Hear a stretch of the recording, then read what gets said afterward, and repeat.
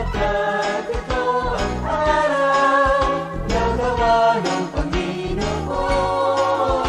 Kay ganda ng umaga kung si Kristo ang iyong kasama. Pagdating ng isang umaga, may liwanag na ang buhay ko ngayon. Galing din sa kadiliman, puno ng hirap at pagdurusa. Sapagkat sa Kanya lamang nadama ang pagmamahal. Maganda ang umaga kung si Kristo'y lagi mong kasama. Siya ang tanging daanan ng katotohanan. Sa piling ay may walang hanggang buhay. Ang mundo ko'y punong-puno ng kulay. Ulang may magdilim at gabi dumating. May umaga pa rin darating. Dahil si Kristo'y kapiling. Ganda ng umaga, kay saya ng buhay ko at kasingan. Ako ay maghahanda na at aawit ng papuri sa Kanya.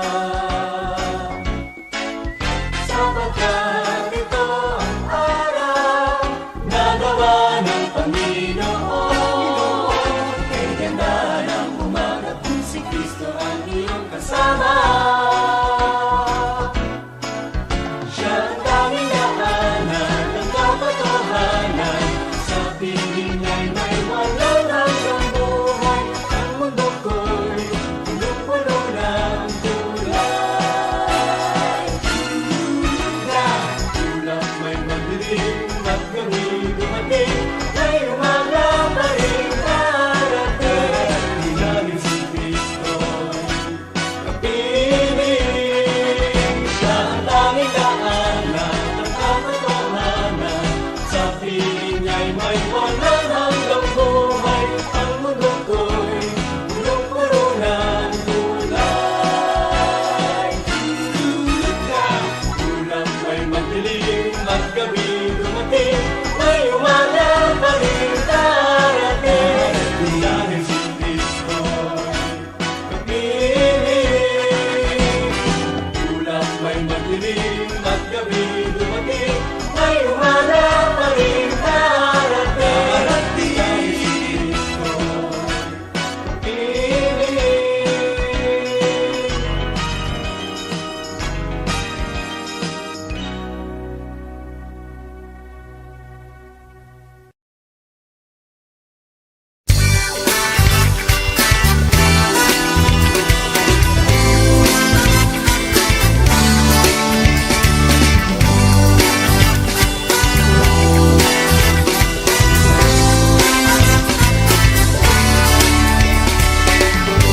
Pupurihin ka sa awit, pupurihin ka sa tinig, pupurihin ka, pupurihin ka, pupurihin ka sa bawat sandali, pupurihin ka sa awit, pupurihin ka sa tinig, pupurihin ka, pupurihin ka, pupurihin ka sa bawat sandali.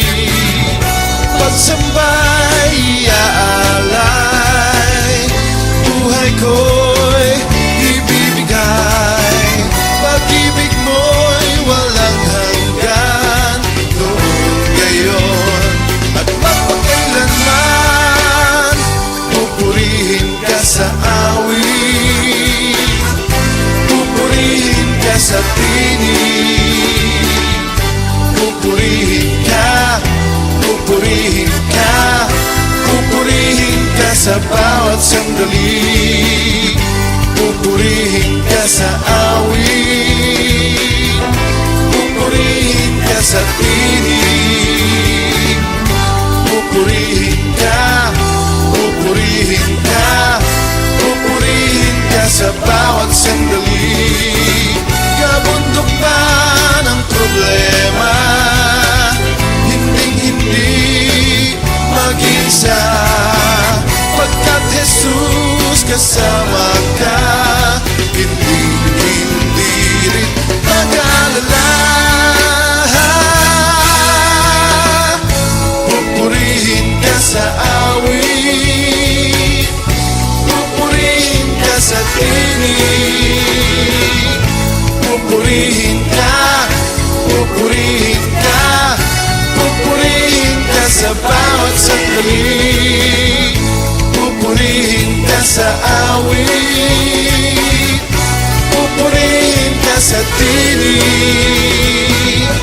Pupurihin ka, pupurihin ka, pupurihin ka sa bawat sandali. Pupurihin ka, pupurihin ka, pupurihin ka sa bawat sandali. Pupurihin ka, pupurihin ka, pupurihin ka sa bawat sandali.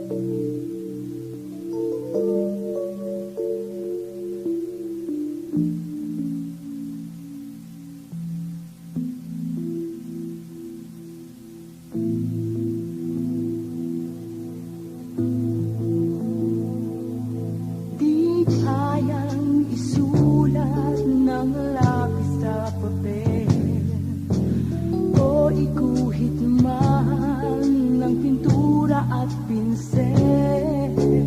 Ang hiwaga ng kapangyarihan mong tangan di mailalarawan ng matalino mang nilalang. Kahit ipunin kong kayamanan ng mundo, di pa rin tutulad sa kadakilaan mo. Kahit ibigin ko lahat ng uri ng tao, di pa rin tutulad sa dakilang pag-ibig mo. Walang katulad ang kapangyarihan mo. Walang katulad ang dakilang pag-ibig mo. Diyos ka't hari ng mga hari, Panginoon ang Panginoon. Purihin ka, O Diyos, sa habang panahon.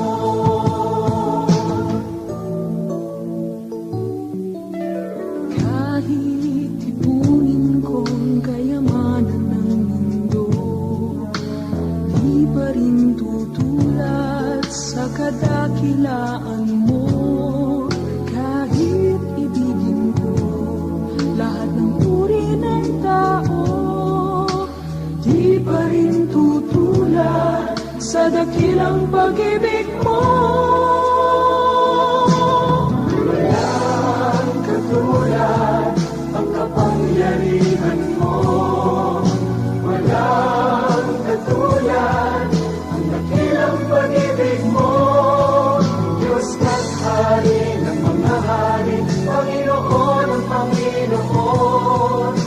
Purihin ka, O Diyos, sa habang panahon. Walang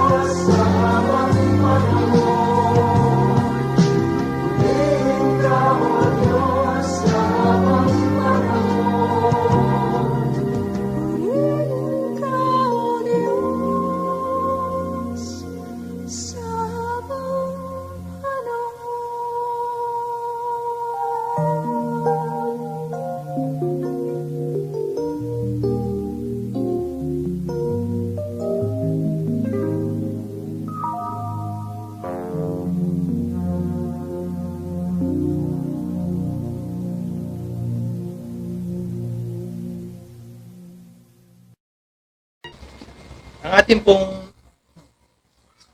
passage na pag-aaralan ay matatagpuan po sa Marcos chapter 9, verses 42 up to verse 50.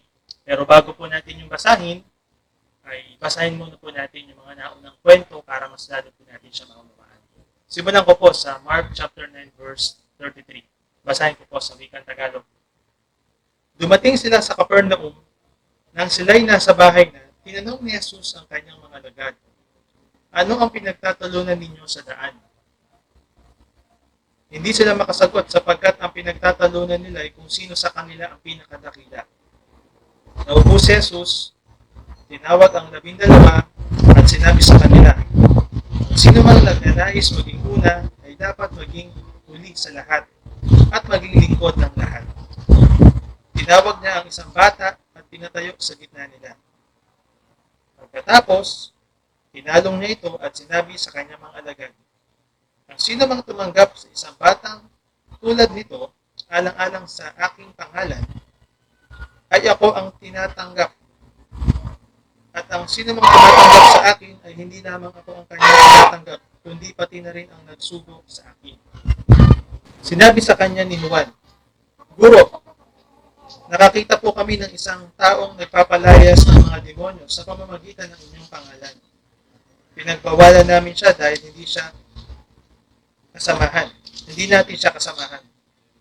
Ngunit sinabi ni Jesus, huwag ninyo siyang pagbawalan sapagkat ang taong gumagawa ng himala sa pamamagitan ng pangalan ko ay hindi magsasalita ng masama laban sa akin pagkatapos gawin ito.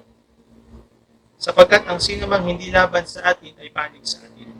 Tandaan ninyo, ang sino mang magbigay sa inyo ng isang basong tubig dahil sa kayo'y tagasunod ko, ay tiyak na tatanggap ng gantimpala.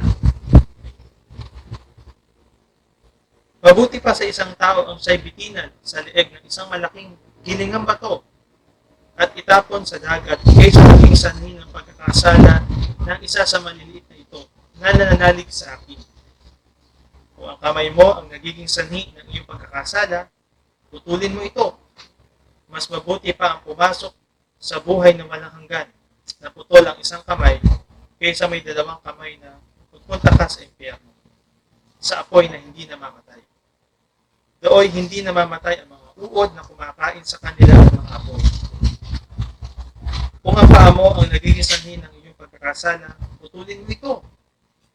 Mabuti pa ang pumasok sa buhay na walang hanggan na putol ang isang paa kaysa may 2 paa na mapunta ka sa impyerno. Doon hindi namamatay ang mga uod na kumakain sa kanila at ang apoy. At kung ang isang mata mo ay nagiging sanhi ng iyong pagkakasala, tugitin mo ito. Mabuti pa pumasok ka sa kaharian ng Diyos na naiisa lamang ang mata kaysa may 2 mata, ngunit itatapon ka naman sa impyerno. Doon hindi namamatay ang mga uod na kumakain sa kanila at ang apoy ay hindi napapatay. Sapagkat ang bawat isa'y dadalisayin sa apoy, at ang bawat handog sa Diyos ay lalagyan ng asin. Mabuti pa ang asin. Ngunit kung ang asin ay mawawalan ng alat, paano ito mapapaalat muli? Taglay ninyo ang katangian ng asin, at mamuhay kayong may kapayapaan sa isa't isa. So, purihin po ang Panginoon sa pagkabasa po ng kanyang salita. Ang ating pong title na pag-aaralan po ngayon is about the seriousness of God when it comes to sin. Or sa Tagalog, ang pagiging seryoso po ng Diyos pagdating sa kasalanan. So dito po sa kwento natin ito ay makikita po natin na kung gaano po kahalaga ang isang tao po sa ating Panginoon. So nagsimula po yan, ang mga disipulo po ay nagtatalo-talo kung sino sa kanila ang dakila. At sinabot sila ng Panginoon, no, kung sino man sa inyo ang nagnanais maging dakila, ay dapat maging huli sa lahat at alipin ng lahat. So kakaiba po sa kanya yung pagiging dakila. So sa Panginoon po, ang pagiging dakila ay kailangan ay talagang we are willing to be last or huli sa lahat. we are unimportant to others, ay in the sight of God, ay yun po yung great sa kanyang paningin. Even yung pagiging alipin po ay great po sa paningin ng Diyos. Sapagkat kinukumpara po ito sa pagtingin po ng mundo. Sapagkat sa mundo, kung nais mo maging dakila, kailangan ikaw yung nauuna sa lahat. Ikaw yung top. Ikaw yung nag-excel. At pagdating naman sa paglilingkod, ikaw ang pinaglilingkuran. And in the eyes of God, you are great. Ba't kabaliktaran po ito sa mata ng Panginoon? So, sa mata po ng Panginoon, ang pagiging dakila ay yung ikaw ay nahuli, even if unimportant tayo sa mata ng mga tao. At tayo po ay alipin ng lahat sa ating paglilingkod po sa ating Diyos. So, yun po yung great sa ating Panginoon. Kaya po, kinarga po ng Panginoon ang isang bata at sinabi niya, kung sino man sa inyo ang mag-welcome sa isang batang ito sa pangalan ko, ay winelcome niyo ako at ang Ama nagsugo sa akin.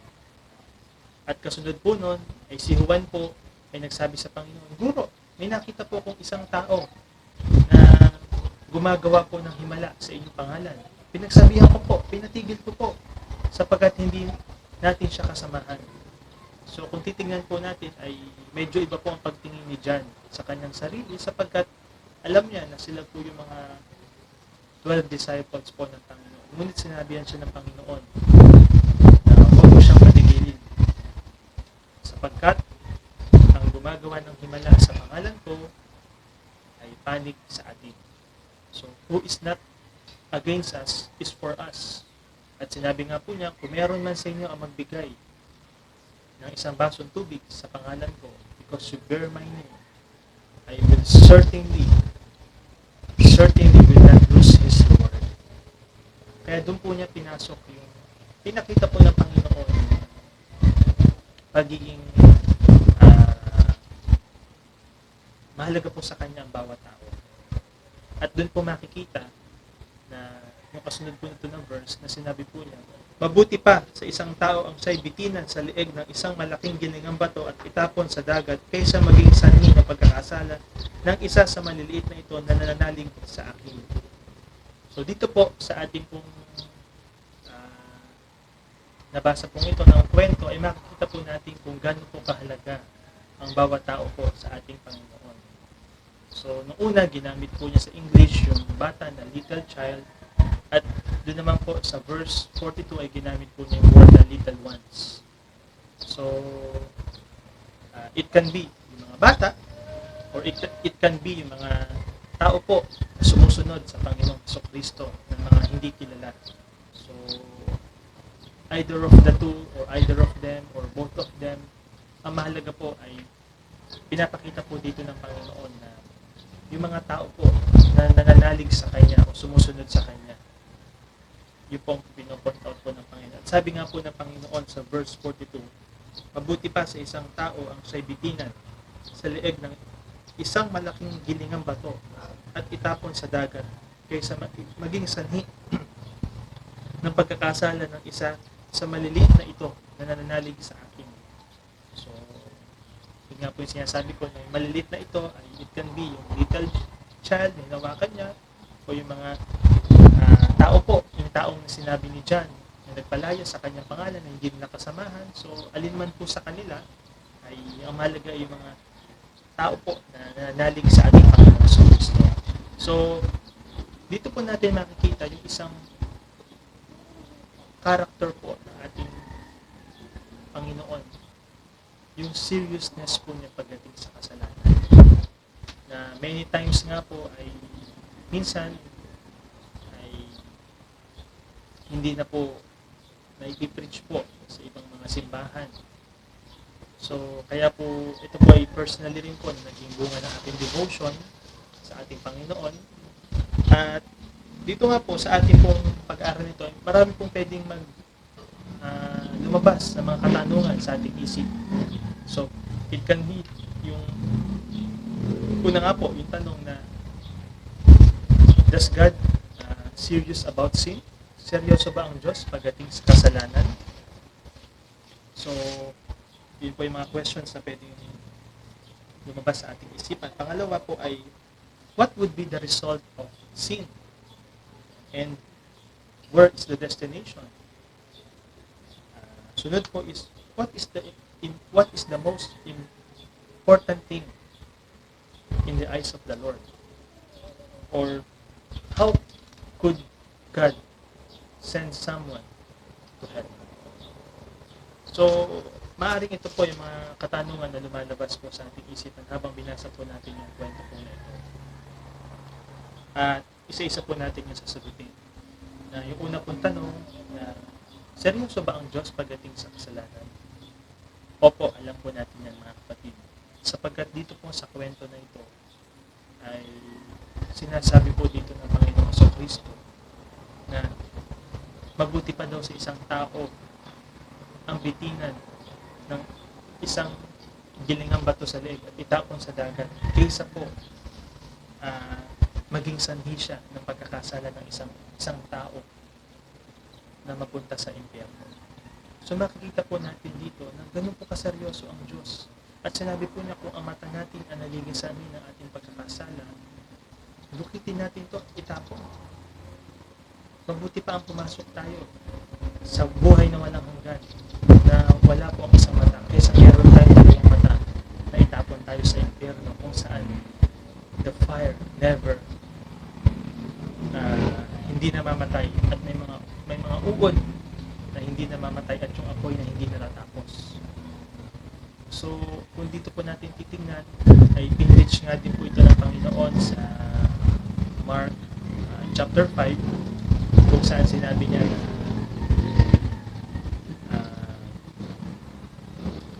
kung sa Old Testament nga po, sinabi na huwag ka mangangalunya, na kinakailangan mayroong physical na nangyari. Pero sinabi nga po niya ngayon sa bagong tipan ay kahit sa isip pa lang natin ay pwede tayo magkasala ng pangangalunya. At doon niya po sinabi na kung ang ating pong mata ang nagiging sanhi at ang ating kamay ang nagiging sanhi ng pagkakasala ay mabuti pang dukitin ito at putulin kaysa naman tayo ay mapahamak sa impyerno. So those are the things na sinabi po ng Panginoon Kristo pagdating sa kasalanan. Does God serious about sin? Na kung titignan po natin dito, even to the point na itapon ka sa dagat na may isang malaking gilingang bato, ano po ibig sabihin? May pag-asa pa kaya siyang mabuhay? Pag bititin na siya ng isang malaking gilingang bato at itapon sa dagat? At pangalawa ay kahit dukitin natin yung ating mata, putulin natin yung ating kamay, putulin yung ating paa, to the point na even physically, we became disabled, physically, we became merong kulang sa atin physically, ay mas gugustuhin pa ng Diyos physically na kulang tayo as long as na tayo hindi magkasala, na tayo ay makasama niya sa kanyang kaharian in the kingdom of God na binasa po natin kanina. Ganun po kaseryoso ang Diyos pagdating sa kasalanan, mga kapatid. Sa panahon natin ngayon, walang nakakakita sa atin. We don't have any overseer now sa panahon natin ngayon. In our secret life, in our secret time, yun po ang pinaka-importante sa lahat. Dapat natin mapag-ibig. So, holiness is tinuturo po ng Diyos sa mga verses na ito. So, marami pong verses pa sana tayong pwedeng pag-aralan po, pero susunod po siguro ang kalooban ng Diyos na kapag-aral po tayo ay mas madetalyado po natin ang iba pang mga verses. So, pangalawa pong tanong na what would be the result of sin and where is the eternal destination? So, mamapasa po natin dito sa kwento na ang resulta ng kasalanan talaga ay kamatayan at pagkahiwalay sa Diyos, na ang destination is walang iba kundi yung hell, impyerno. Mamaya ay we will study about hell. So just may konti pong research po na ating tinuro po sa atin ng Panginoon pagdating po sa hell. So ito po yung pupuntahan po ng mga tao po. Kaya makikita po natin dito na talagang bakit po ganun ang preaching po ng mga apostol. Kung ang Panginoong Jesucristo po ay umakyat sa langit at binilinan sila, na ituro nyo sa Lucas, sinabi po ng Panginoon na ituro nyo na ang tao ay magsisi at tatanggap ng kapatawaran sa pangalan ko. So ganun po ang kanyang mga pinaturo po sa mga alagad. At yung mga apostol po ay nangaral, even si Apostol Pablo, about repentance. They do not preach sa mga tao na you can come to God as you are.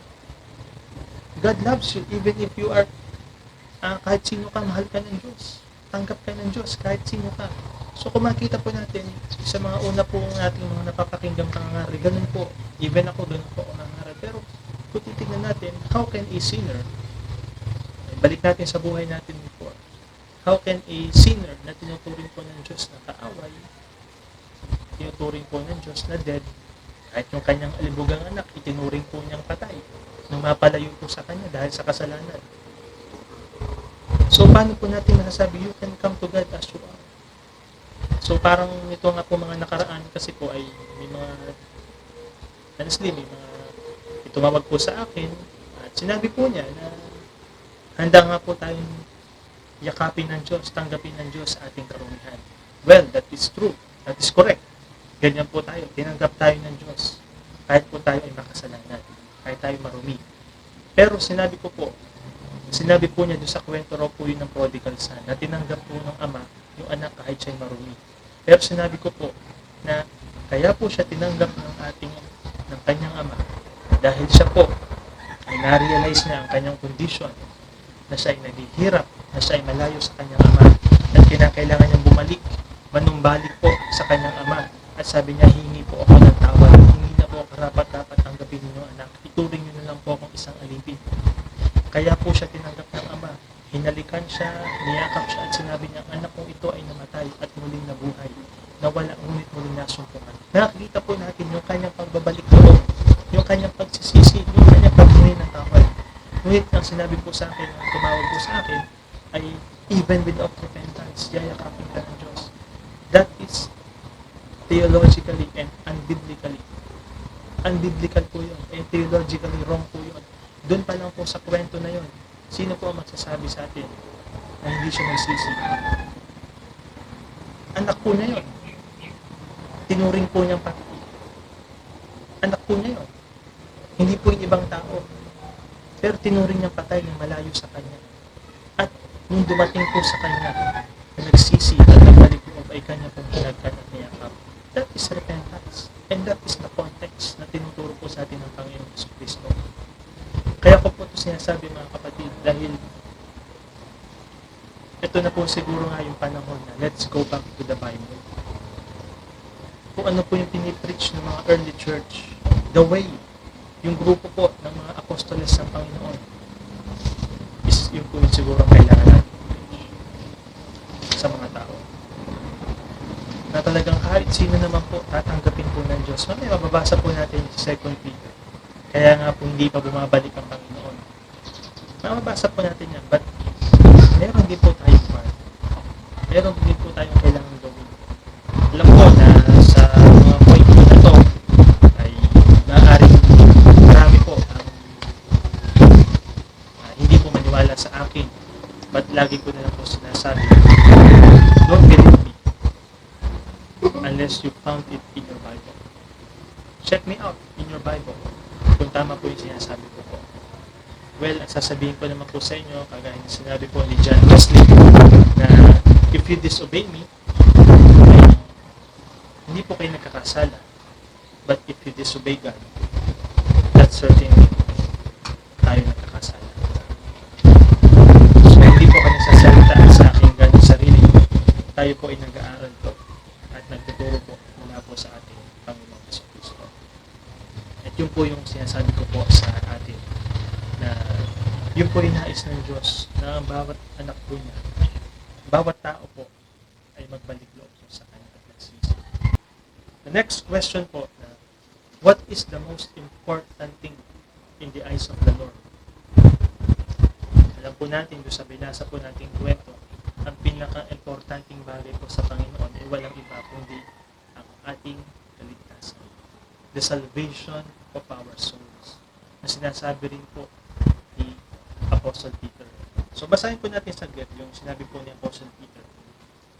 Ito po yung sinasabi po na yung ating pananampalataya is greater than gold. Ayan po. So dito po natin mababasa yung sa First Peter chapter 1 verse 9. Doon sa pinaka last huling part po na for you are receiving the goal of your faith, the salvation of your souls.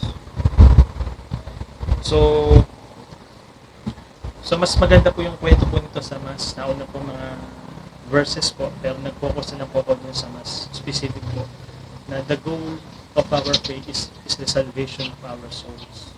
So ganun po kahalaga. Yun po yung mahalaga sa Diyos, yung kaligtasan po ng ating kaluluwa, mga kapatid. So, and that is the answer to sa question, what is the most important thing?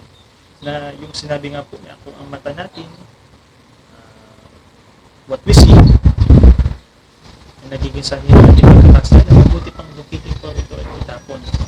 Naalala ko po yung kwento po ng isang pastor na naimbitahan po siya mag-preach po sa isang may mga kapansanan o mga disabled po na tao na hindi nakakakita.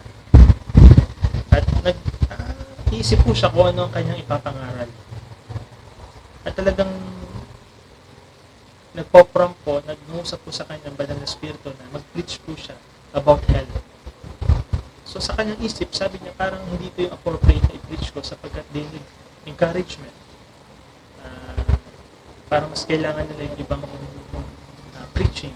But talagang nauusap po ang banal na spirito sa kanya, i-preach niya is about hell. And after po niya mag-preach, may lumapit po sa kanya na parang, kung di po ako nagkakamali sa kwento, ay parang around 80s or 80-year-old or mid-80s na isang matandang babae na hindi po nakakakita. At na-preach nga po ng isang preacher doon na kung ang mata natin nagiging sanhi ng pagkakasala, ay mabuti pang ito at itapon. So, last of the eyes, most of our sins ay came from our eyes. The last of the eyes.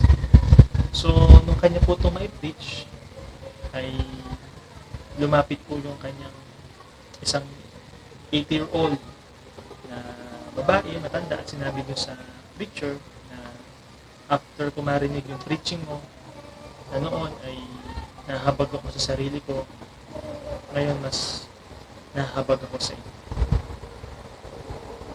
Sapagkat, sabi niya, she was born blind, so since birth, hanggang siya matanda na 80 plus or 80 years old, hindi po niya naranasan nakakita. Pero nung marinig po niya yung preaching po ng Panginoon about sa ating mata, kung nagiging cause ng pagkakasala, that can lead us to hell. Kaya sinabi niya na mas mapalad pa sila at mas naawa pa siya doon sa mga taong nakakakita. And that is true. That is the truth. Kaya sinabi nga po ng Panginoon, what is the most important thing in the eyes of the Lord? Is the salvation of our soul. Kahit po, dukitin natin yung ating mata, what we see, what can do, putulin natin yung ating kamay. Kahit saan tayo makapunta, putulin natin yung ating paa. Mas maigi pa sa Panginoon. Basta tayo po ay maligtas. At huwag po mapunta dun sa impyerno kung saan merong mga uod na hindi namamatay at apoy na hindi tatapos. And yung isa pa pong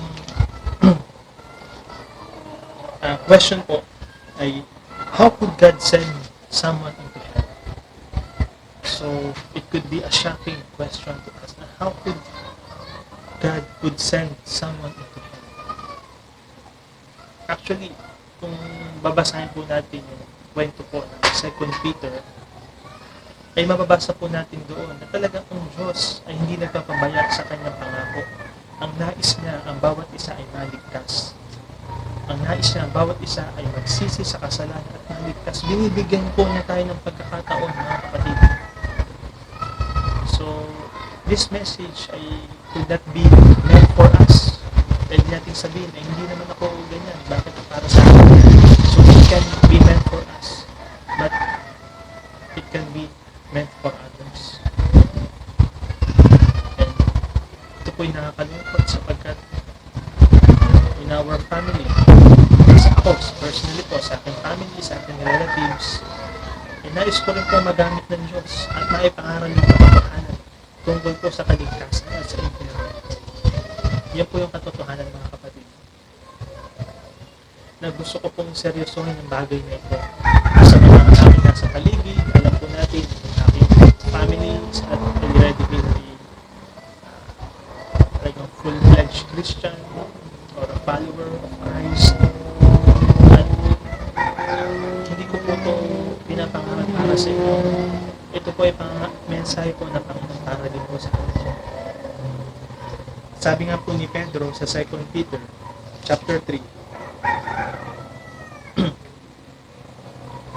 2 Peter chapter 3 verse 9. Ang Panginoon ay hindi nagpapabaya sa kanyang pangako, gaya ng inaakala ng ilan. Sa halip, nagbibigay siya ng pagkakataon sa lahat sapagkat hindi niya nais na may mapahamak, kundi ang lahat ay makapagsisi at tumalikod sa kasalanan. Yun po ang nais ng Diyos sa atin. Mababasa po natin na ang Panginoon ay hindi po nagpapabaya sa kanyang pangako, kagaya nga daw po ng ilan. At ang Panginoon ay nagbibigay ng pagkakataon sa bawat isa sapagkat ayaw niya ang bawat isa ay mapahamak. Binibigyan niya ng pagkakataon na magsisi at tumalikod sa kasalanan. How could God send someone into hell? Dahil sa katigasan ng puso ng tao. At binibigyan niya tayo ng salita ng Diyos. Kaya ang Panginoon hindi babalik hanggat hindi nga po daw niya papangaral ang gospel sa buong mundo. Ano po kabuti ang Diyos? Ganun po na tayo kumahal. Na ang ninanais lang po ng Panginoon ng bawat isa po sa atin ay magsisi, tumalikod sa kasalanan, manumbalik sa Kanya. Kung titignan po natin yung verses na to, ay it could be a physical or picture language, or it can be literal. Na yung iba sinasabi na literal po, na lukitin ang mata, mas mabuti pa yon, putulin ang kamay, putulin ang paa. Ang mahalaga makapasok sa kingdom of God. Kahit putol ang isang paa, kahit po wala ang isang mata, kahit putol po ang isang kamay. But some says na ito po daw ay isang picture language na pinapakita na whatever the hindrances na ating nakikita, whatever the hindrances na ating pwedeng gawin gamit yung ating kamay, or whatever the hindrances na pwede natin puntahan gamit yung ating paa patungo sa kasalanan, ay wag na po natin. It's better to stop para hindi po tayo mag-fall into sin at mapunta po sa impyerno. So either of the two, ang sagot is God is serious about sin. And the result and the destination of sin is only one. It is the hell.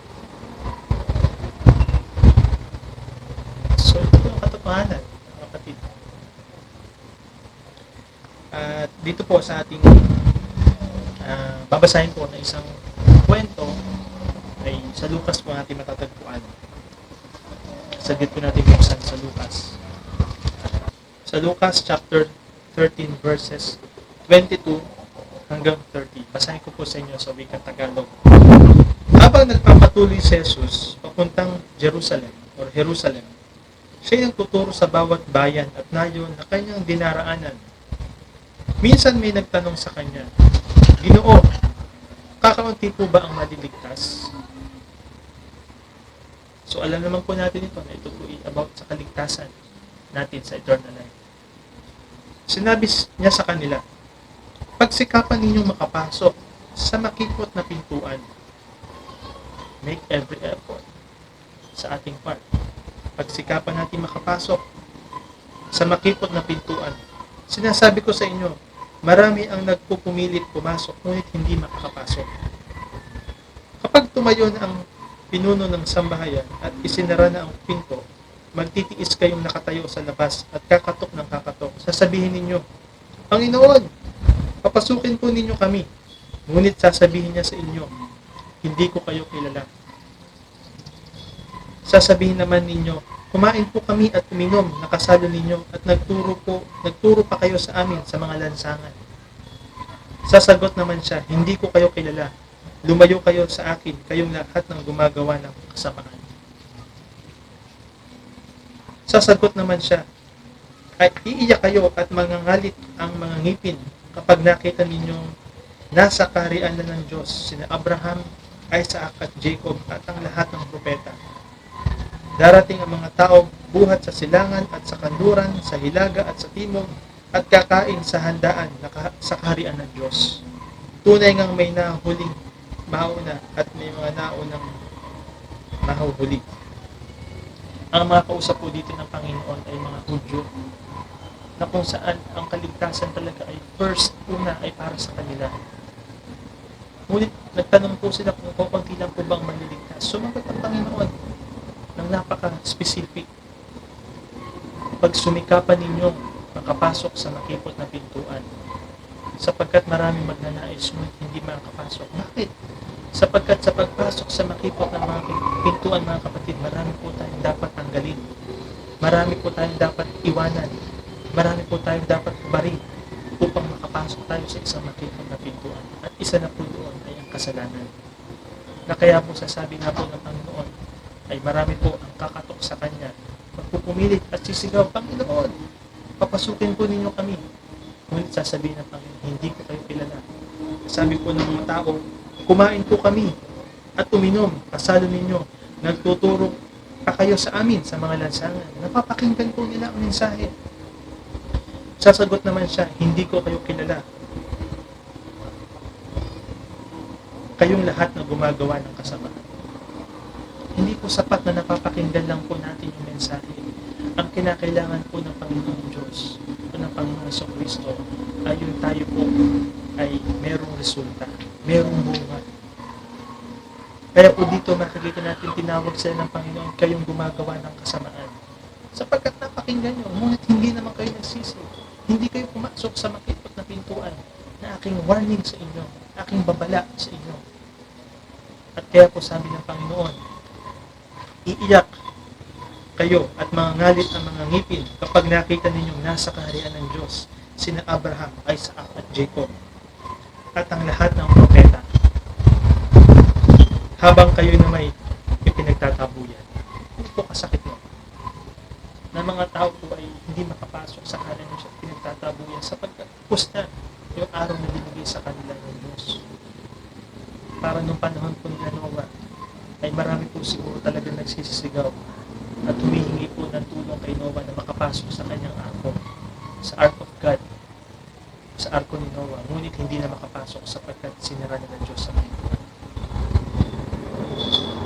So ito po yung pagkakataon na binibigay sa atin ng Panginoon na darating ang mga tao buhat sa silangan at sa kanluran at sa hilaga at sa timog at kakain sa handaan sa kaharian ng Diyos. Tunay nga, may nahuling mauna at may naunang mahuhuli. And that is the truth. Mga kapatid, seryosohan po natin. Sabi ko ang time meant for us. Maaari kung tingin natin sa sarili natin ay tayo naman po talaga ay namumuhay na may kabanalan, namumuhay ng matuwid sa tulong po ng Panginoon ang banal na Espiritu ay ito po ay masasabi ko na para talaga po sa ibang tao. But let us check. Ako po ay always check. Kasi nga po ay mas mahirap po mangaral sa dito po sa binasa po natin kanina kwento po ay sa panghuling bahagi po nito ay mabasa po natin sa Mark chapter 9 verses 49 to 50. Ito po ang sabi ng Panginoon, sapagkat ang bawat isa ay dadalisayin sa apoy at ang bawat handog sa Diyos ay lalagyan ng asin. Mabuti ang asin.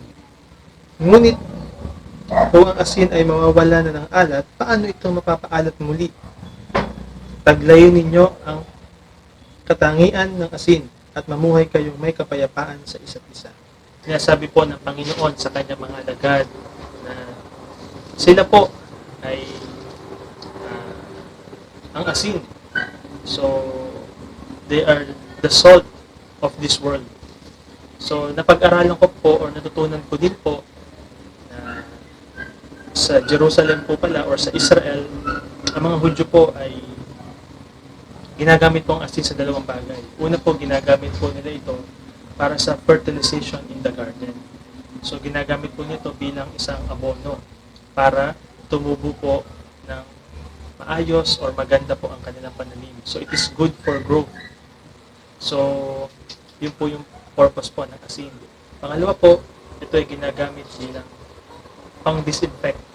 So, para sa mga insecticides po na maaring sumira po sa mga o evil na maaring sumira po doon sa pananim. Kaya sabi nga po ng Panginoon, kayo ang asin na sanlibutan ito. It is same as na kinakailangan po tayo na parang isa tayong pang-fertilize ng mundo ito. Kailangan tayo para ang mga tao po ay mabahagian ng mabuti. We need to do good works. We need to do good things to spread good para po sa sanlibutan ito. At pangalawa po ay tayo po ay pang-disinfect din na sa mga maaaring sumira or sa mga evil things, sa mga wicked things ay tayo po yung pipigil. So that's yun po ang purposes po ng asin po na sinasabi po dito sa text po na binasa natin. Sa kaya po, sa binasa po natin talaga ay tinuturuan po tayo ng Panginoon na mamuhay ng may kabanalan. We need to be strict sa ating sarili, self-discipline. Na tayo po ay talagang magpapaturo po, magpapagabay po sa ating Panginoon. Sabi nga po dun sa Hebreo, ay Hebreo chapter 12, Hebreo 12 verse 14, make every effort to live in peace with all men and to be holy. Without holiness, no one will see the Lord. So, ito po yung pagpapatunay na talagang without holiness, no one will see the Lord. Talagang ang kailangan po natin ay pagsumikapan, make every effort. Sabi po ng Panginoon sa Mark chapter 9 nga po, verse 50, ay mabuti ang asin. Ngunit kung ang asin ay mawalan na ng alat, paano pa ito mapapaalat muli? So, tinuturo po sa atin ng Panginoon, natutunan po natin kung ano po yung gamit po ng asin.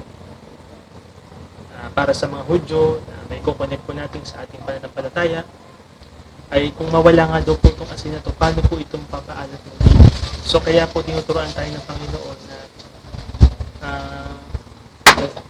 the reason why the salt will lose its saltiness, it is because of sin. Kaya po cut out whatever causes us to sin. Yun po ang tinuturo po ng Panginoon, na huwag po natin hayaan mawala yung alat. At ang alat po na ito is yung mga kasalanan na maaaring magpawala sa atin ng bisa upang magamit po ng Panginoon, makapag-influence po para po sa ating Panginoon. At kagaya po na nasabi ko po kanina na ang pinaka nakakalungkot po na katotohanan po ay talagang ang cause po ng kasalanan or ang resulta po ng kasalanan na ating pupunta na maaaring puntahan ng mga tao is impyerno. Sinabi po dito ng Panginoon sa Marcos chapter 9 yung talagang magiging resulta po ng kasalanan at pupuntahan po ng mga taong patuloy na namuhay sa kasalanan, na hindi po nagbalik loob, hindi po sumampalataya sa ating Panginoong Jesucristo na namuhay sa kanyang kalooban. At dito po ay dinescribe po ng Panginoon ay ang impyerno ay dooy hindi namamatay ang mga uod na kumakain sa kanila at ang apoy ay hindi napapatay, wherein the worm doesn't die and the fire never quench. So, dito po ay, nung sinabi po ito ng Panginoong Jesucristo, ay He was pertaining to one place. And sa New Testament po, it is only the Lord Jesus Christ who taught us about hell. We can never heard it. Hindi po natin ito maririnig kay Pablo. Hindi po natin ito maririnig kay Pedro. kay John the Beloved, kay Santiago, or kung kay Jude, na mga kapatid po ng Panginoon. Kung hindi, doon lamang po sa ating Panginoon Jesucristo. At ito po ay kapag sinasabi po ng Panginoon sa kanyang mga alagad, ang hell, meron po siyang pinagre-referan kung ano po ba yung hell during that time. Well, now, pag itatanong niyo po sa akin kung nasaan po ba ang hell dito sa ating earth, ay sa ngayon po ay hindi ko po specifically masasagot. But sa ating pong mga napanood dati, yung mga hell is real, ay sinasabi po doon na ang hell po ay nasa core ng ating earth. So, pero hindi po natin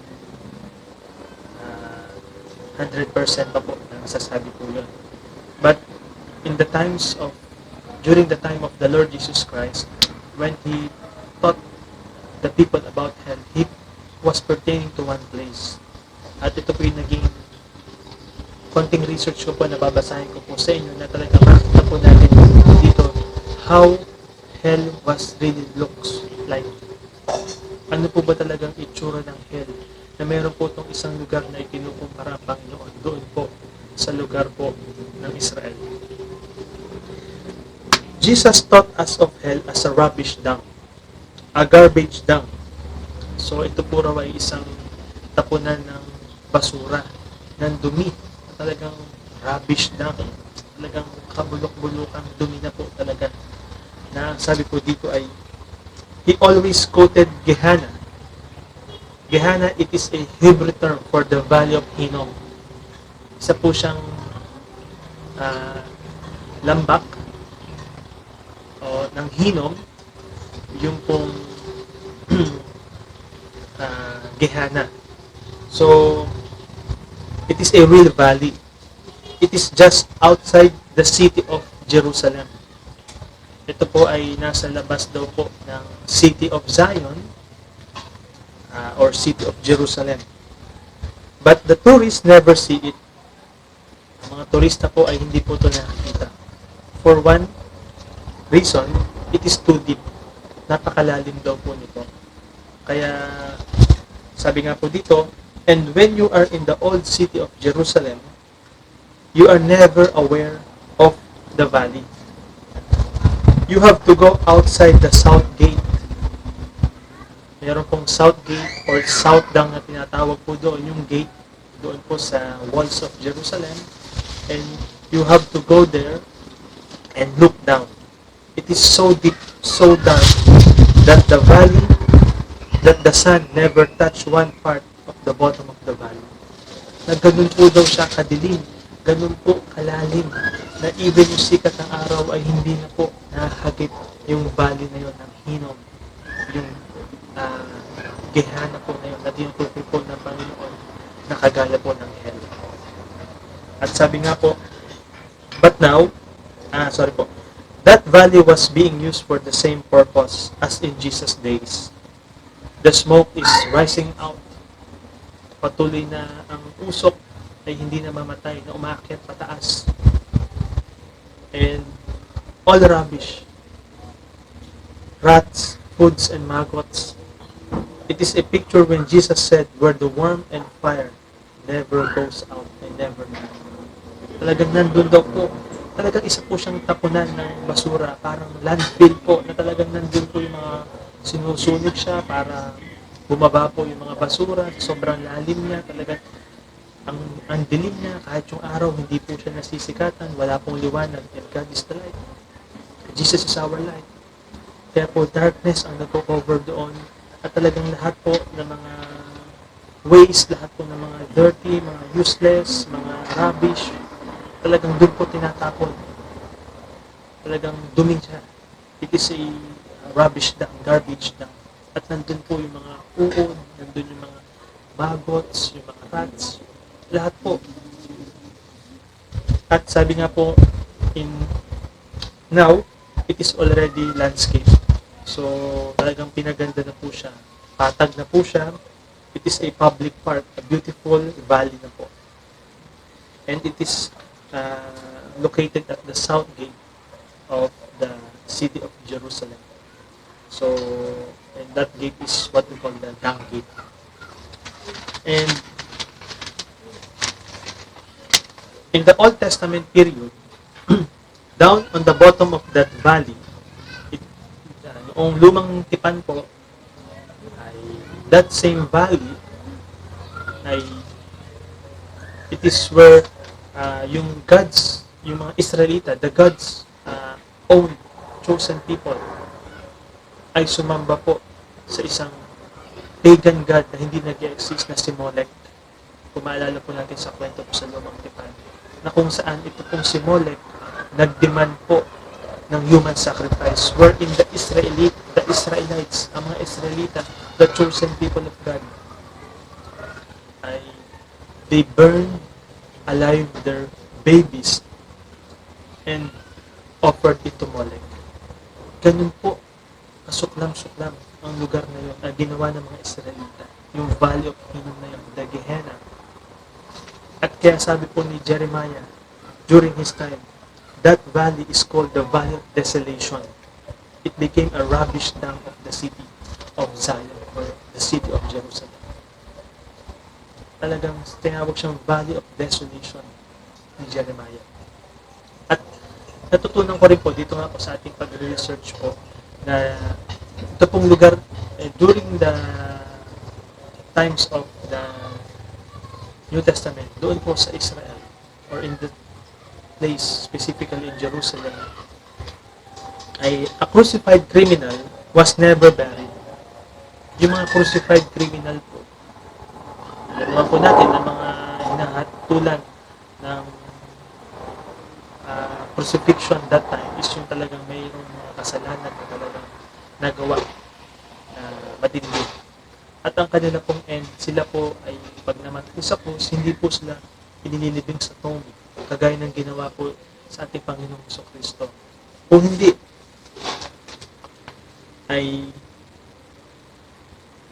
their body was taken out of the cross and thrown into that valley of Gehenna where maggots and birds to pick up. So ganun pong ginagawa sa mga crucified criminal.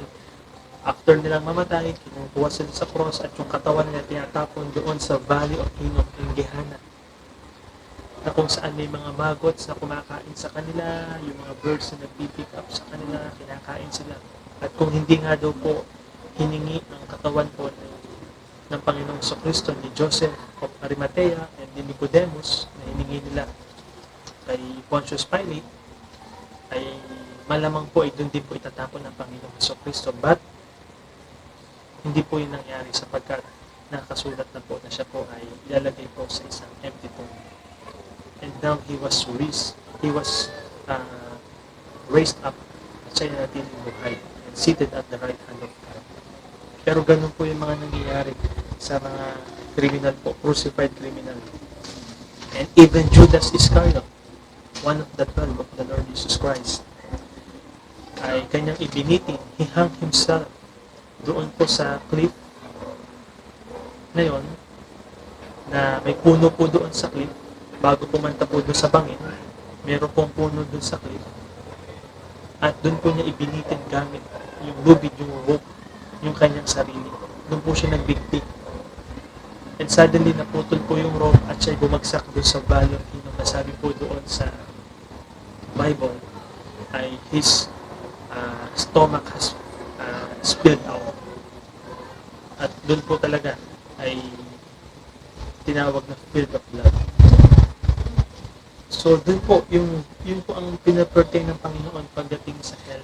Ito po yung impyerno o hell na tinutukoy po ng Panginoon Jesucristo, na kinukumpara po niya sa isang physical na lugar. At ito nga po, sa pag-aral natin ng Biblia, ay masasabi natin na ito po ay temporary pa na paglalagyan ng mga tao. At sa Revelation nga po ay sila itatapon na sa ikalawang kamatayan, the second death, which is the death of man na mas maliit.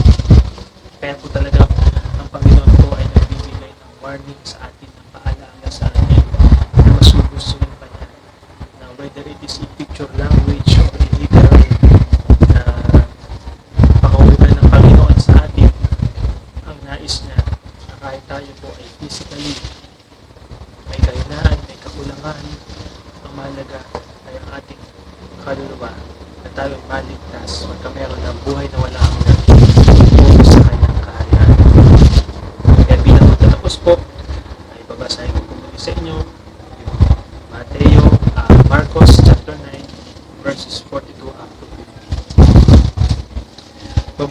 sa isang tao ang siya'y bitinan sa leeg ng isang malaking giningang bato at itapon sa dagat kaysa maging sanhi ng pagkakasala ng isa sa maliliit na ito na nananalig sa akin. Kung ang kamay mo ang nagiging sanhi ng iyong pagkakasala, putulin mo ito. Mas mabuti pa ang pumasok sa buhay na walang hanggan na putol ang isang kamay kaysa may dalawang kamay na mapunta ka sa impyerno, sa apoy na hindi namamatay. Dooy hindi namamatay ang mga uod na kumakain sa kanila at ang apoy. Kung ang paa mo ang nagiging sanhi ng iyong pagkakasala, putulin mo ito. Mabuti pa ang pumasok sa buhay na walang hanggan na putol ang isang paa kaysa may dalawang paa na mapunta ka sa impyerno. Dooy hindi namamatay ang mga uod na kumakain sa kanila at ang apoy. At kung ang isang mata mo ay nagiging sanhi ng iyong pagkakasala, tukitin mo ito. Mabuti pa ang pumasok ka sa kaharian ng Diyos na iisa lang ang mata kaysa may dalawang mata, ngunit itapon ka naman sa impyerno.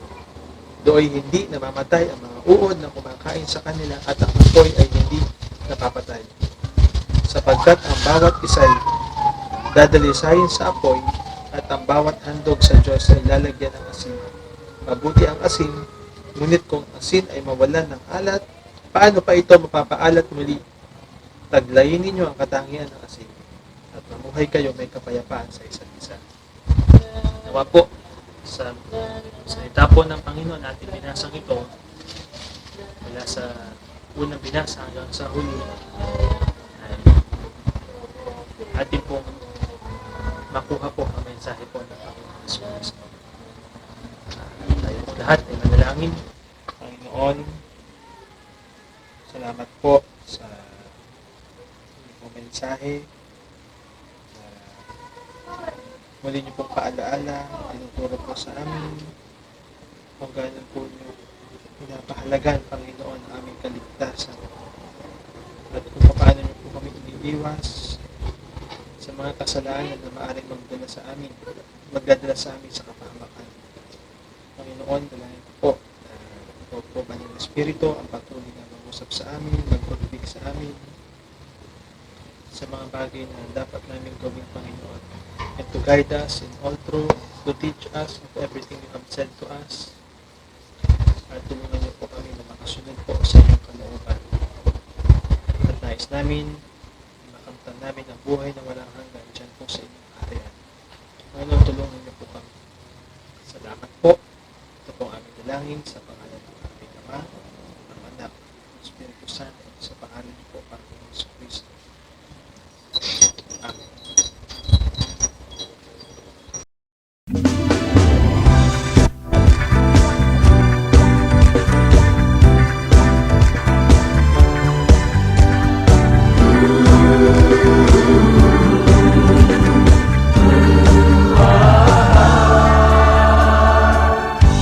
Aking maalala lahat ng iyong ginawa sa buhay ko. Di ko na mapigilan pa umawit at magpuri sa dakilang ngalan mo, Panginoon. Sapagkat kay buti mo sa buhay ko, bigyan mo ng kagalingan at ang aking karamdaman. Puso kong nangangampay, bigyan mo ng katiyakan. Kaya naman lahat ay aking gagawin.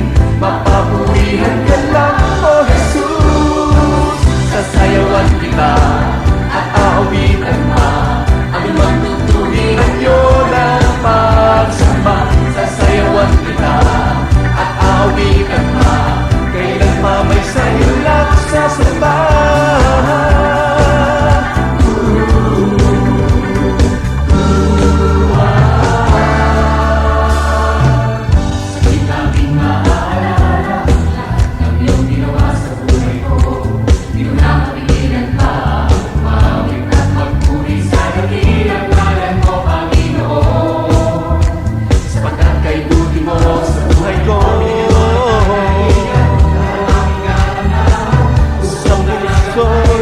May katiyakan, kaya naman lahat ay ating gagawin. Mapapurihan ka lang, O Jesus. Sasayawan kita at aawitan pa. Ang magtutuloy ang yun ang